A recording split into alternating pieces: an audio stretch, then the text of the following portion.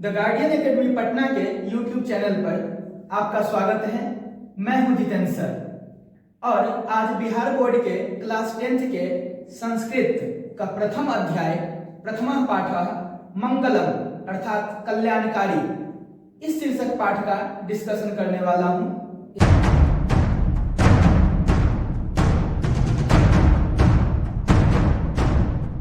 यह 10th वर्ग का प्रथम पाठ है संस्कृत का मंगलम, जिसका अर्थ होता है कल्याणकारी।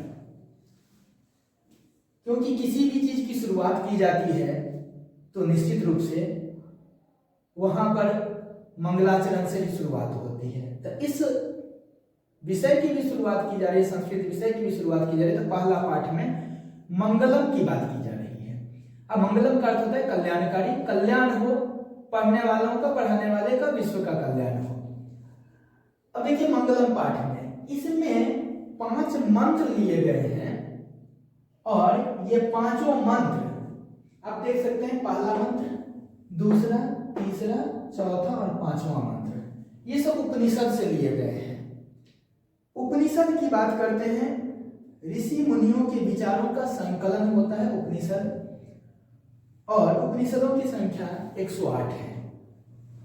उसी में से उपनिषदों से लिए गए मंत्र हैं। अब उससे पहले इसकी भूमिका क्या है कि उपनिषद वैदिक वाङ्मयस्य अंतिमे भागे दर्शन शास्त्रस्य सिद्धांतान् प्रकटयन्ति। उपनिषद यानी उपनिषद वैदिक वाङ्मय को, वेदों की जो वचन है, जो बोली है उसको, ठीक है ना। तो इसलिए वाङ्मय का मतलब वाक जोड़ वाङ्मय होता है। वाक मतलब वचन या बोली होता है। तो उपनिषद वैदिक वाङ्मय से अंतिम भाग है। वैदिक वाङ्मय के अंतिम भाग में दर्शन शास्त्र के सिद्धांतान प्रकटयन्ति, सिद्धांतों को प्रकटित करता है। यदि उपनिषद क्या है तो वैदिक वाङ्मय के अंतिम भाग में दर्शन शास्त्र के सिद्धांतों को प्रकटित करता है। सर्वत्र परम पुरुषस्य परमात्मनः महिमा प्रधानतया गीयते। सर्वत्र सभी जगह परम पुरुषस्य, परम पुरुष की, परम पिता परमेश्वर की, ठीक है ना। परम पुरुषस्य परमात्मनः, इस दोनों को मिलाकर के पढ़ेंगे कि परम पिता परमेश्वर की महिमा प्रधानतया गीयते, प्रधानता से गाई जाती है। यानी वैदिक वाङ्मय के अंतिम भाग में दर्शन शास्त्र के सिद्धांतों को प्रकटित करने वाला उपनिषद है। और जैसा कि मैंने बताया 108 उपनिषद, उसमें कहा गया सर्वत्र सभी जगह परम पुरुषस्य परमात्मनः, परम पिता परमेश्वर की महिमा प्रधानता से गीयते मतलब गाई जाती है। तेन परमात्मना जगत व्याप्तम अनुशासितम चास्ति। तेन परमात्मना, उसी परमात्मा से, उन्हीं परमात्मा के द्वारा, परमात्मना तृतीया एकवचन है, जगत संसार में व्याप्तम अनुशासितम चास्ति। व्याप्तम मतलब व्याप्त है, उपस्थित है, अनुशासितम मतलब डिसिप्लिन यानी अनुशासन, यानी कि इसी परमात्मा के द्वारा पूरे संसार में, इस जगत में अनुशासन व्याप्त है। कैसा अनुशासन? यहां पर किसी ऑपरेटर की जरूरत नहीं कि सूर्योदय कब होगा और सूर्यास्त कब होगा, बारिश होगी, धूप होगी, नहीं होगी, मौसम अच्छा रहेगा, कोहरा रहेगा, कुहासा रहेगा, नहीं रहेगा। ये सब जितने भी चीजें हैं कि समय से सूर्योदय का होना, समय से सूर्यास्त का होना, धूप का होना, बारिश का होना, जाड़ा का आना, गर्मी का आना, बरसात का आना, ये तमाम तरह की चीजें, ये जो अनुशासन, ये जो डिसिप्लिन है कि अपने समय पर ही सारी चीजें होती है, ये अनुशासन हुआ, सृष्टि का अनुशासन, इस संसार का अनुशासन।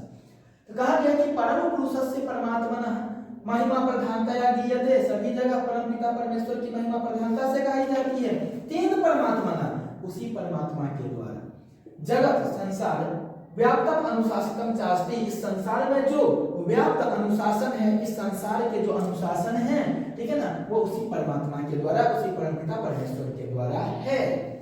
स एव वह ही सर्वेषां तपसाम परमम लक्ष्यम। वही कौन? वो परमपिता परमेश्वर, सर्वेशाम तपसाम, सभी तपस्वियों की परमम लक्ष्यम, परम लक्ष्य है। कहने का मतलब वही परमपिता परमेश्वर जिससे इस पूरे संसार में क्या है, अनुशासन व्याप्त है, उसी वही परमात्मा सर्वेशाम तपसाम परमम लक्ष्यम, सभी तपस्वियों का परम लक्ष्य है। अस्मिन् पाठे, इस पाठ में परमात्मा परा उपनिषदाम पद्यात्मका पंच मंत्राः संकलिताः सन्ति। अस्मिन् पाठे, इस पाठ में परम पिता परमेश्वर से संबंधित उपनिषदाम, उपनिषदों के पद्यात्मका, पद्य के रूप में यानी कविता के रूप में, संस्कृत में जो कविताएं होती श्लोक के रूप में रहती है, तो पद्य का मतलब हो गया श्लोक के रूप में, श्लोकात्मक। पद्यात्मका पंच मंत्राः संकलिताः सन्ति, 5 मंत्र यहाँ पर संकलित हैं, यानी वही उपनिषदों से 5 मंत्र जो है पद्य के रूप में, श्लोक के रूप में यहाँ पर संकलित है। पहला मंत्र, हम पहला मंत्र की बात करते हैं। देखिए कितना सुंदर सा यह मंत्र, और आपके बोर्ड की परीक्षा में बहुत बार या तो अर्थ लिखने के लिए या स्वप्रसंग व्याख्या के लिए बहुत बार पूछा जा चुका है। प्रश्नोत्तर जो 1 लाइन का होता है वो तो पूछा ही जाता है, और साथ ही साथ इसका अर्थ और स्वप्रसंग व्याख्या जो ना पूछा जा चुका है, बहुत बार पूछा जा चुका है। और यहाँ से बहुत ही महत्वपूर्ण है ये श्लोक। क्या है श्लोक कि हिरण्मयेन पात्रेण, हिरण्मयेन पात्रेण, सोने जैसे पात्र से, सत्यस्य, सत्य का, अपीहितम, ढका हुआ है, मुखम मतलब मुंह। ध्यान दीजिए, हिरण्मयेन पात्रेण, सोने जैसे पात्र से सत्य का मुंह ढका हुआ है। तत्वम, उस तत्व को, उस फैक्ट को, उस तथ्य को, कुसन्न विद्वान अपावृणु, हटा दो, सत्य धर्माय दृष्टये, सत्य धर्म को, सत्य धर्म को पाने के लिए, सत्य धर्म को देखने के लिए असत्य रूपी ढक्कन को हटा दो।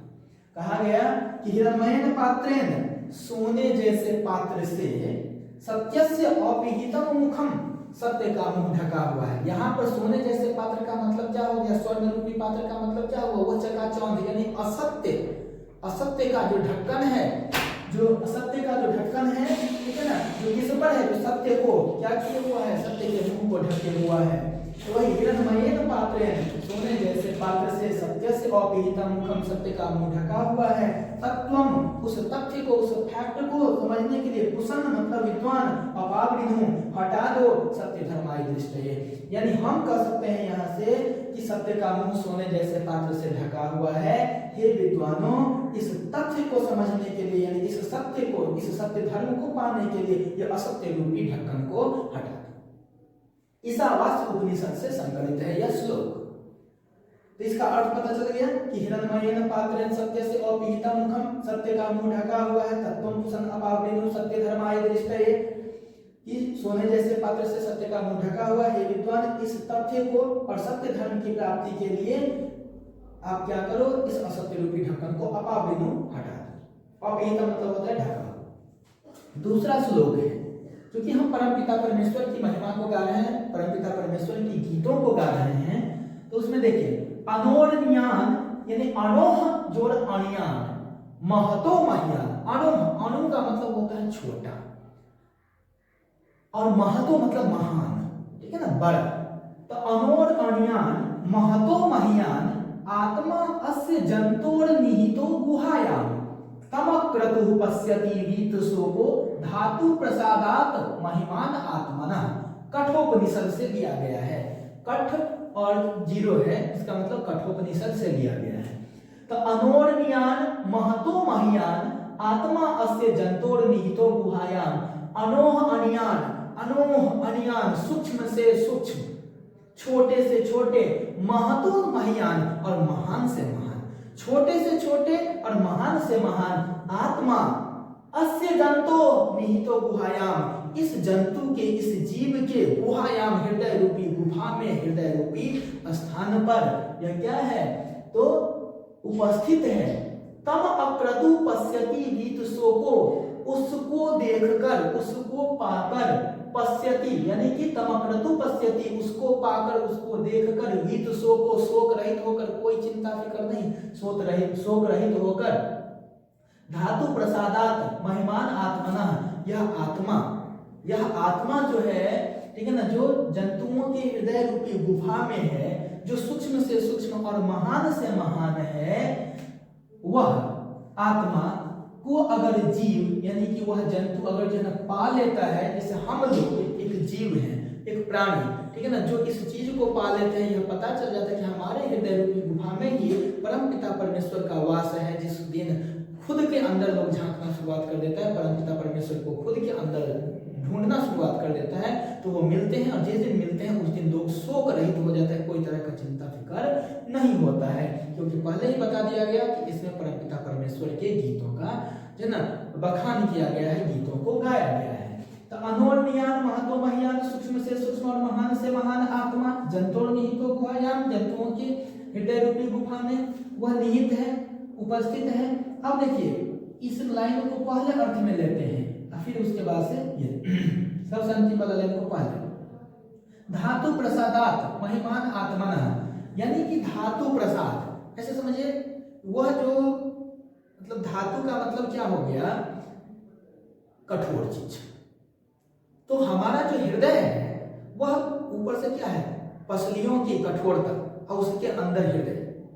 तो उसी तरह से कहा गया कि यह आत्मा जो है, यह महान से महान आत्मा जो है वह हमारे हृदय रूपी गुफा में है, जो ऊपर से कितना कठोर है और अंदर कितना कोमल है। उसी तरह से यह परमात्मा का अंश इस कठोर, इस धातु के प्रसाद में, इस धातु के मार्ग में, इस कठोर जब इस कठोरता वाला जगह से गिरा हुआ है, और उस आत्मा को पाकर के जीव क्या करता है, शोक रहित हो जाता है और उससे प्रसन्न हो जाता है, वह कोई फिक्र नहीं करता है। तो इसलिए क्या हो गया, सूक्ष्म से सूक्ष्म और महान से महान आत्मा जंतुओं की गुफा, हृदय रूपी गुफा में निवास करता है, विद्यमान होता है, और उस आत्मा को समझकर, उस परमात्मा के अंश को समझकर जीव जो है उसको पाकर, उसको देखकर शोक रहित हो जाता है। कठोपनिषद से लिया गया है। अब है तीसरा श्लोक। तीसरा श्लोक है सत्यमेव जयते नानृतम, सत्यम एव जयते, सत्यम एव, सत्यम मतलब सत्य, एव मतलब ही, जयते मतलब जीतता है, न अनृतम असत्य नहीं, तो सत्यम एव जयते न अनृतम, सत्य ही जीतता है, असत्य नहीं। सत्येन पंथा वीततो देवयाना, सत्येन सत्य के द्वारा, सत्येन में तृतीय एकवचन लगा हुआ है, सत्येन पंथा वीततो देवयाना, सत्य के द्वारा ही देवताओं तक के मार्ग का विस्तार होता है। येन आक्रमणत ऋषयो ह्याप्त कामा, येन आक्रमणत ऋषयो, जिस पर आक्रमण करके, आक्रमण करके मतलब यहाँ पर होगी जिस पर चल करके, जिस पथ पर चल करके ऋषयो ऋषि लोग ह्याप्त कामा प्राप्त करते हैं, अपनी इच्छा की पूर्ति करते हैं, यत्र तत् सत्य से परम निधानम, जहाँ उस सत्य का वह श्रेष्ठ खजाना है, यानी कि उस सत्य का, यानी वो प्रभु का जहाँ प्रस्थान है, यानी उस प्रभु को पाने के लिए, उस परमपिता परमेश्वर को पाने के लिए उनका जो परम निधान है, जो श्रेष्ठ खजाना है, वहां तक पहुंचते हैं। कौन? ऋषि लोग। किस रास्ते पर चलकर? सत्य के रास्ते पर चलकर। इसलिए कहा गया सत्यमेव जयते नानृतम, सत्य ही जीतता है, नो अनृतम असत्य नहीं। सत्येन पंथा विततो देवयाना, सत्य से ही देवताओं तक के मार्ग का विस्तार होता है। पंथा मतलब मार्ग, वित्तो मतलब विस्तार होना, देवयाना देवताओं तक। येन आक्रमणते ऋषयो, जिस पर आक्रमण करके मतलब जिस पर चलकर ऋषि लोग ही आप्त कामा अपनी इच्छा की पूर्ति करते हैं, यत्र जहां तत् सत्य, उस सत्य का परम निधानम, उस सत्य का श्रेष्ठ खजाना है। मुंडको उपनिषद से लिया गया है यह श्लोक। अब है चौथा श्लोक आपके पास, क्योंकि यह अर्थ मैं बता रहा हूं, फिर लिखवा भी दूंगा इसका अर्थ और स्वप्रसंग व्याख्या कैसे लिखी जाती है, अर्थ कैसे लिखे जाते हैं, मैं अभी अर्थ बता रहा हूं, इसके बाद से वह भी हो जाएगा। अब है यथा नद्यः स्यन्दमानाः समुद्रे अस्तम गच्छन्ति नाम रूपे विहाय। यथा मतलब जैसे नदियां स्यन्दमानाः, ठीक है ना, बहती हुई, जैसे वह मदमस्त बहती है नदियां, ठीक है ना, किसी के अनुसार नहीं बहती, इसलिए कहा गया यहाँ पर अपने मन से बहने वाले। तो जैसे नदियां बहती हुई समुद्रे अस्तम गच्छन्ति, समुद्र में मिल जाती है, समुद्र में गिरती है, नाम रूपे विहाय, नाम और रूप को छोड़कर। विहाय, विहाय मतलब छोड़कर, वी जो लेप, लेप प्रत्यय है, ठीक है ना। तो जरा ध्यान दीजिए कि जैसे नदियां बहती हुई समुद्र में अस्त हो जाती, समुद्र में गिर जाती है अपने नाम और रूप को छोड़कर, तथा वैसे ही विद्वान नाम रूपात विमुक्ता, वैसे ही विद्वान पुरुष अपने नाम और रूप को छोड़कर परात परम पुरुषम उपैति दिव्यम, वह परमपिता परमेश्वर के दिव्य प्रकाश में मिल जाते हैं। यानी जिस तरह से नदियां समुद्र में मिल जाती है, गिर जाती है बहती हुई अपने नाम और रूप को छोड़कर, उसी तरह से विद्वान अपने नाम और रूप से मुक्त होकर परम पिता परमेश्वर के दिव्य प्रकाश में मिल जाते हैं, यानी आत्मा का मिलन परमात्मा से हो जाता है। मुंडकोपनिषद से दिया हुआ श्लोक है और यह 5वां श्लोक, क्योंकि 5 मंत्र लिया गया है, क्योंकि उपनिषद के जो ना उपनिषद में मंत्रों की बात कही गई है, इसलिए यहाँ पर 5 श्लोक 5 मंत्र के रूप में है। अब है 5वां श्लोक है कि वेदाहमेतम पुरुषम महांतम, वेदाहमेतम पुरुषम महांतम आदित्य वर्णम तमसः परस्तात् तमेव विदित्वाति मृत्युमेति नान्यः पंथा विद्यते अयनाय।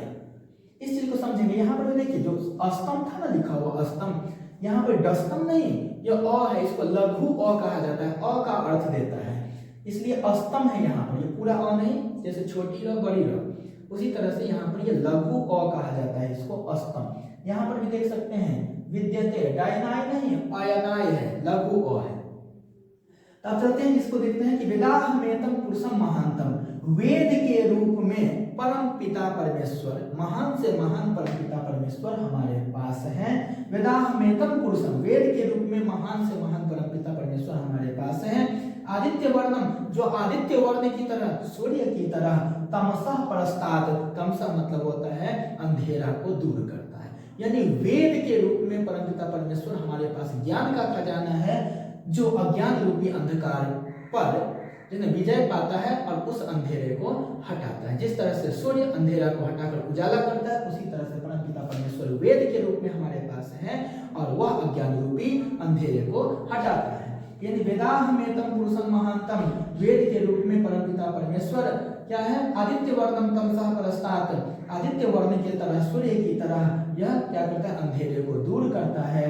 तमेव विदित्वाति, तम एव उनको ही, विदित्वाति जानकर, मृत्युमेति मृत्यु से भी पार पा जाता है, यानी कि उस परमपिता परमेश्वर को जानकर, उस वेद के रूप में जो हमारे पास परमपिता परमेश्वर है उनको जानकर जो विद्वान लोग हैं वो मृत्यु से भी पार पा जाता है। नान्यः पंथा विद्यते अयनाय, क्योंकि इसके सिवा नौ अन्य, नान्य मतलब हो गया नौ अन्य, कोई दूसरा नहीं, पंथा मतलब रास्ता, विद्यते मालूम पड़ता है, अयनाय इसके अतिरिक्त। कहने का मतलब क्या है कि इसके अतिरिक्त कोई दूसरा रास्ता हमें मालूम नहीं पड़ता है। तो वेद के रूप में परमपिता परमेश्वर आदित्य वर्ण की तरह, सूर्य की तरह अंधेरे को, अज्ञान को दूर करते हैं, उसी को जानकर विद्वान लोग मृत्यु को भी पार पा जाते हैं, क्योंकि इसके अलावा, इसके अतिरिक्त कोई दूसरा रास्ता नहीं है। श्वेताश्वतर उपनिषद से यह लिया गया है, पहले इसको नोट कर लिया जाए, अब इसके बाद इसका अर्थ और सप्रसम व्याख्या देखते हैं। मंगलम शीर्षक पाठ में हम लोग पढ़ रहे थे मंत्रों को, जो उपनिषद के मंत्र थे। इसमें पहला जो श्लोक यानी पहला मंत्र जो था वो कहां से, ईशावास्य उपनिषद से था। और पहला श्लोक था क्या, पहला मंत्र क्या था कि हिरण्मयेन पात्रेण सत्यस्य अपीहितं मुखम तत्त्वं पुसन् अपावृणु सत्य धर्माय दृष्टये। हिरण्मयेन पात्रेण, सोने जैसे पात्र से, सत्यस्य सत्य का, अपीहितम ढका हुआ है, मुखम मतलब मुंह, सोने जैसे पात्र से सत्य का मुंह ढका हुआ है। तत्त्वं पुसन् अपावृणु, पुसन् मतलब विद्वान, अपावृणु मतलब हटा दो, तत्व मतलब इस तत्व को समझकर, यानी इस सत्य को समझकर, इस सत्य को समझकर हे विद्वानों इसे हटा दो। किस चीज के लिए, सत्य धर्माय दृष्टये, सत्य धर्म को प्राप्त करने के लिए, सत्य धर्म को देखने के लिए। तो देखिए यहाँ पर यह अर्थ लिखा हुआ है। यह श्लोक या मंत्र, क्योंकि उपनिषद के मंत्र होते हैं जो किसके माध्यम से, किसके रूप में, तो कविता के माध्यम से, कविता के रूप में जब रहता है तो संस्कृत में यह कविता नहीं श्लोक कहे जाते हैं, तो मंत्र को कविता के माध्यम से लिखा गया है तो संस्कृत में यह श्लोक कहा है। तो यहाँ पर यह मंत्र जो है, तो इसका अर्थ क्या हुआ कि सोने जैसे पात्र से सत्य का मुंह ढका हुआ है, हे विद्वानों सत्य धर्म की प्राप्ति के लिए इस असत्य रूपी ढक्कन को यानी आवरण को हटा दो। हिरण्मयेन पात्र, ये जो सोने जैसे पात्र से, यानी असत्य का यह चमकता हुआ, यह चमक दमक जो है असत्य का ढक्कन है, असत्य रूपी आवरण है, समझ रहे हैं। तो यही कहा गया कि सोने जैसे पात्र, यानी सोने जैसा पात्र किसका पर्याय हो गया यहाँ पर, यह हो गया असत्य का पर्याय। ठीक, तो यही चीज कहा गया कि असत्य रूपी ढक्कन से सत्य ढका हुआ है, इसलिए विद्वानों से कहा जा रहा है कि सत्य धर्म की प्राप्ति के लिए असत्य रूपी ढक्कन को हटा दो। अगर अर्थ पूछा जाए परीक्षा में तो केवल अर्थ लिखना है, व्याख्या पूछी जाए तो व्याख्या लिखना है। अगर अर्थ आपको आता है तो व्याख्या में बस एक लाइन जोड़ना पड़ता है, और वो कैसे कि प्रस्तुत मंत्र हमारे पाठ्य पुस्तक के मंगलम शीर्षक पाठ से लिया गया है। यह जो प्रस्तुत मंत्र मतलब जो दिया गया मंत्र है ना, वो हमारे पाठ्य पुस्तक के किससे, मंगलम शीर्षक पाठ से लिया गया है, और यह ईशावास्य उपनिषद से संकलित है। यहाँ पे देखिए लिखा हुआ है ईशावास्य, ईशावास्य उपनिषद से संकलित है। इसमें परमपिता परमेश्वर की महिमा का गुणगान करते हुए कहा गया है कि, क्योंकि पूरे उपनिषद में परमपिता परमेश्वर की महिमा का ही गुणगान किया गया है, इसलिए इस मंत्र में भी परमपिता परमेश्वर की महिमा का गुणगान करते हुए कहा गया है। क्या जो अर्थ है उसी को फिर से लिख दीजिए कि सोने जैसे पात्र से सत्य का मुंह ढका हुआ है, हे विद्वानों सत्य धर्म की प्राप्ति के लिए इस असत्य रूपी आवरण को यानी ढक्कन को हटा दो। यह पहला श्लोक का अर्थ हो गया। अब दूसरा श्लोक यानी दूसरा मंत्र है जो कठोपनिषद से लिया गया है। कठ और शून्य है यहाँ पर, इसका मतलब हो गया कठ उपनिषद यानी कठोपनिषद।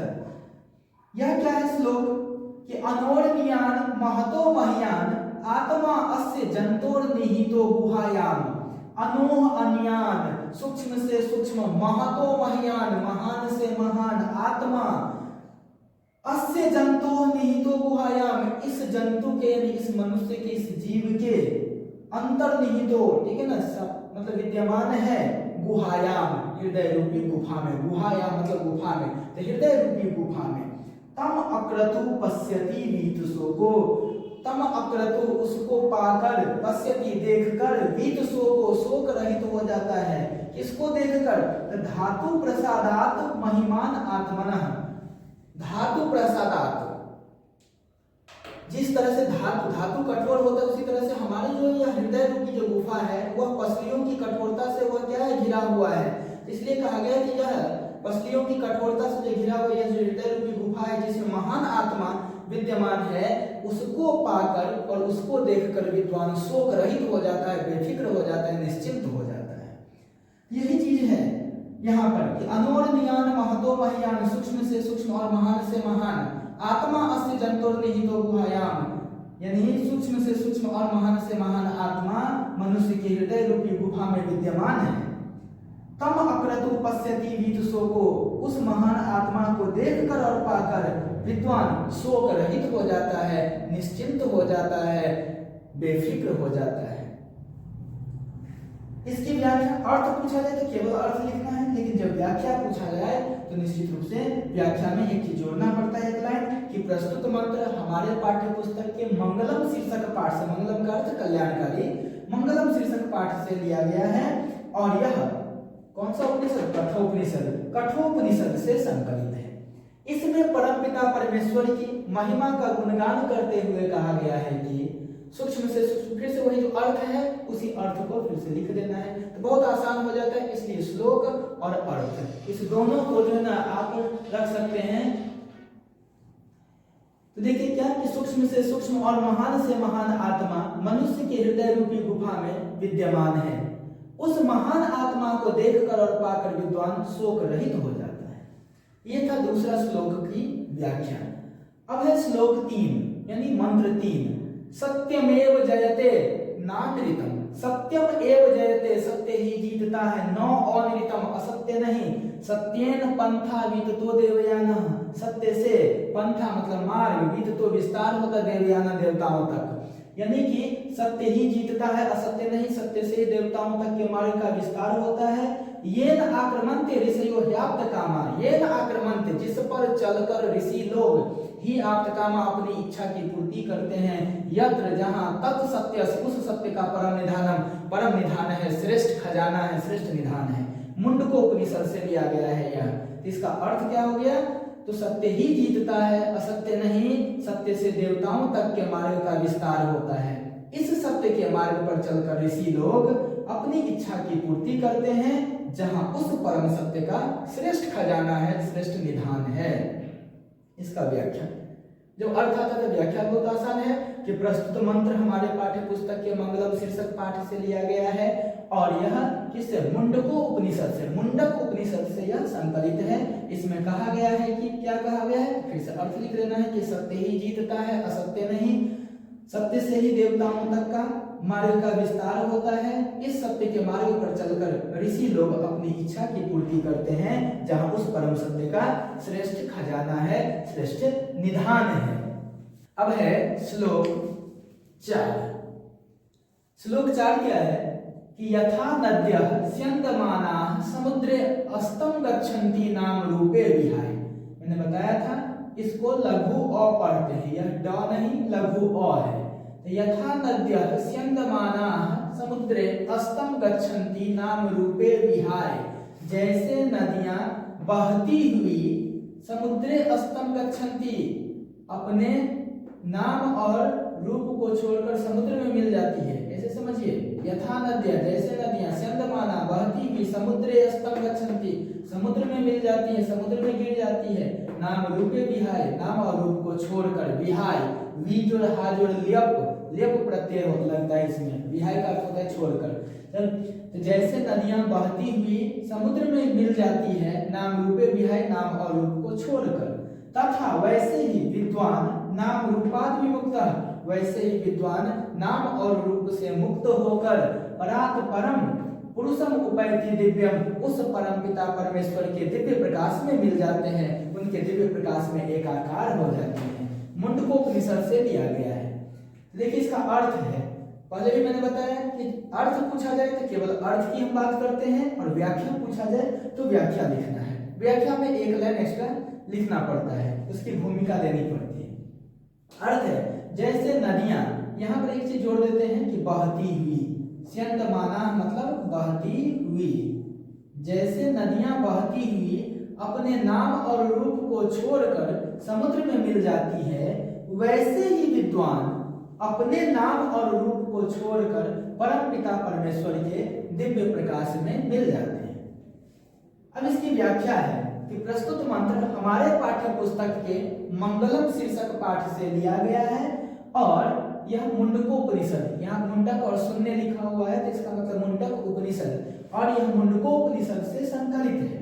इसमें कहा गया है कि जैसे नदियां बहती हुई, फिर से इसमें जोड़ लेना है कि बहती हुई, जैसे नदियां बहती हुई अपने नाम और रूप को छोड़कर समुद्र में मिल जाती है, वैसे ही विद्वान अपने नाम और रूप को छोड़कर परम पिता परमेश्वर के दिव्य प्रकाश में मिल जाते हैं, यानी आत्मा का मिलन परमात्मा से हो जाता है। श्लोक 5 और अंतिम श्लोक, क्योंकि इसमें 5 श्लोक 5 मंत्र ही दिए गए हैं, ठीक है ना। तो यह देखिए, वेदाहमेतम पुरुषम महांतम आदित्य वर्णम तमसः परस्तात् तमेव विदित्वाति मृत्युमेति नान्यः पंथा विद्यते अयनाय। वेदाहमेतम पुरुषम महांतम, यानी कि महान वेद के रूप में ही परम पिता परमेश्वर विद्यमान है। आदित्य वर्णम, जो आदित्य वर्ण है सूर्य की भांति है। तमसः मतलब अंधकार, परस्तात् यानी उसको परास्त करते हैं, यानी उसको मिटाते हैं, यानी कि महान वेद के रूप में परम पिता परमेश्वर विद्वान है, जो सूर्य की भांति अंधकार को दूर करते हैं।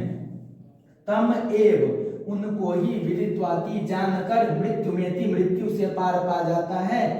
कौन पार पाता है? तो जो वेद को पढ़ता है, जो विद्वान है, जो वेद को जानता है, वेद का अध्ययन करता है, तो वही परमपिता परमेश्वर को जान पाता है। तो तमेव विदित्वाति, उसी परमपिता परमेश्वर को जानकर, यदि उस वेद रूप परमपिता परमेश्वर को जानकर मृत्युमेति, मृत्यु से भी पार पा जाता है। नान्यः पंथा, न अन्य, नहीं है दूसरा, पंथा मतलब रास्ता, विद्यते मालूम पड़ता है, यानी ऐसा दूसरा रास्ता नहीं मालूम पड़ता है, अयनाय इसके अतिरिक्त, यानी कि परमपिता परमेश्वर यानी वेद रूप परमपिता परमेश्वर के अतिरिक्त कोई दूसरा रास्ता मालूम नहीं पड़ता है, जिससे जो है मृत्यु को भी पार पाया जा सके। तो विद्वान लोग इसी परमपिता परमेश्वर को, इस वेद स्वरूप परमपिता परमेश्वर को जानकर मृत्यु से भी पार पा जाते हैं। तो देखिए इसी का अर्थ है, केवल अर्थ पूछा जाए तो केवल अर्थ लिखना है। महान वेद के रूप में परमपिता परमेश्वर विद्यमान है, जो सूर्य यानी आदित्य की भांति अंधकार अर्थात अज्ञान को दूर करते हैं। उसी परमपिता को जानकर विद्वान लोग मृत्यु से भी पार पा जाते हैं। इसके अतिरिक्त कोई दूसरा रास्ता नहीं है। न अन्य पंथा विद्यते आयनाय, क्योंकि इसके अतिरिक्त कोई दूसरा रास्ता नहीं है, ऐसा कोई दूसरा रास्ता मालूम नहीं पड़ रहा है। व्याख्या पूछा जाए तो फिर से वही बात कि प्रस्तुत मंत्र हमारे पाठ्य पुस्तक के मंगलम शीर्षक पाठ से लिया गया है और यह श्वेताश्वतर उपनिषद से, यहाँ पर देखिए लिखा हुआ श्वेताश्वतर, और यह श्वेताश्वतर उपनिषद से लिया गया संकलित है। इसमें कहा गया है कि क्या कहा गया है, अर्थ आपके पास है, बस अर्थ को लिख दीजिए कि महान वेद के रूप में परमपिता परमेश्वर विद्यमान है, जो सूर्य की भांति अंधकार को दूर करते हैं। उसी परमपिता को जानकर विद्वान लोग मृत्यु से भी पार पा जाते हैं। इसके अतिरिक्त कोई दूसरा रास्ता नहीं है। तो इस तरह से देखिए, इसमें से ये पांचों श्लोक तो हो गए, पांचों मंत्र हो गया। तो इसमें आपसे क्वेश्चन पूछा जाएगा, ऑब्जेक्टिव क्वेश्चन, जो हम अगले पार्ट में, ये पार्ट 1 में जो है ये सब चीजें, पार्ट 2 में हम क्वेश्चन आंसर लेकर के आएंगे। तो इसमें क्या है कि क्वेश्चन क्या सब पूछा जाएगा कि यह जो मंगलम पाठ है कहाँ से संकलित है, तो उपनिषद से संकलित है। ऋषि मुनियों के विचारों का संकलन है, यह क्या है, उपनिषद है। ऐसे उपनिषद, निषद मतलब ऋषि लोग, उप मतलब होते समीप, जैसे उपवन, वन के समीप, उपगंगम, गंगा के समीप, ठीक है ना। तो इसी तरह से उपनिषद यानी कि ऋषियों के समीप, ऋषियों के समीप मतलब ऋषि के विचारों के समीप, इसका अर्थ है। तो इसमें क्वेश्चन ये पूछा जाता है कि मंगलम शीर्षक पाठ है कहाँ से संकलित है, तो उपनिषद से संकलित है। इसके बाद से पहला जो श्लोक था इसका हिरण्मयेन पात्रेण, वो कहाँ से लिया गया है, तो ईशावास्य उपनिषद से लिया गया है। दूसरा वाला जो था अनुहानियान, कहाँ से, कठोपनिषद से। तीसरा वाला जो था सत्यमेव जयते नानृतम, वो, और ये जो चौथा है, ठीक है ना, आपके पास यथा नद्यस्य अंडमाने, ये दोनों मुंडकोपनिषद से। पांचवां श्लोक जो है वेदाहमेतम पुरुषम महांतम वाला, और ये है श्वेताश्वतर उपनिषद से। तो इसमें से एक लाइन शुरुआत का दे देता है डॉट डॉट डॉट करके, और उसके बाद से पूछता है कि यह किस उपनिषद से संकलित है, तो आप आराम से इसका जवाब दे सकते हैं। प्रश्नोत्तरी में क्या सब आ सकता है, तो प्रश्नोत्तरी में यही सब चीज आ सकता है कि सत्य का मुंह किससे ढका हुआ है, तो सोने जैसे पात्र से ढका हुआ है। किसको कहा जा रहा है कि सत्य धर्म की प्राप्ति के लिए, इसे हटा देने के लिए, इस असत्य रूपी ढक्कन को, तो विद्वान को कहा जा रहा है। सूक्ष्म से सूक्ष्म कौन है, तो आत्मा। महान से महान कौन है, आत्मा। मनुष्य की हृदय रूपी गुफा में कौन निवास करता है, तो आत्मा। अरे बात समझ में, कौन जीतता है, तो सत्य जीतता है। कौन नहीं जीतता है, तो असत्य नहीं जीतता है। देवताओं तक के मार्ग का विस्तार किससे होता है, तो सत्य से होता है, ठीक है। नदियां बहती हुई जिन कहाँ मिल जाती है, समुद्र में मिल जाती है। कैसे मिल जाती है, तो अपना नाम और रूप को छोड़ करके। विद्वान अपना नाम और रूप छोड़कर कहाँ मिल जाता है, तो परमपिता परमेश्वर के दिव्य प्रकाश में मिल जाते हैं। वेद के रूप में कौन है जो अंधकार यानी अज्ञान को सूर्य की भांति हर लेता है, दूर करता है, तो वह परमपिता परमेश्वर है, जो वेद के स्वरूप है, वेद के रूप में है। और इसी परमपिता परमेश्वर को, वेद रूप परमपिता परमेश्वर को जान करके जो विद्वान लोग हैं मृत्यु से भी पार पा जाते हैं, क्योंकि इसके अतिरिक्त कोई दूसरा रास्ता नहीं है। इसको धार्मिक ग्रंथ क्यों कहा गया है, यह उपनिषद को धार्मिक ग्रंथ क्यों कहा गया, क्योंकि इसमें आत्मा और परमात्मा की बात कही गई। हमारे अंदर जो आत्मा है उस परमात्मा का अंश है। यह आत्मा का मिलन जब परमात्मा से हो जाता है, तब जिस तरह से नदियां समुद्र में मिल जाती है, उसी तरह से आत्मा परमात्मा में मिल जाता है। इसलिए इसे धार्मिक ग्रंथ कहा गया है। तो ये सब चीज तो प्रश्नोत्तरी की बात है, तो चाहे वो वस्तुनिष्ठ प्रश्न हो, ऑब्जेक्टिव प्रश्न हो, चाहे इसका सब्जेक्टिव हो, ठीक है ना। ये सब प्रश्न जो है अगले पार्ट में, पार्ट 2 में आप देखेंगे। इसको पहले नोट किया।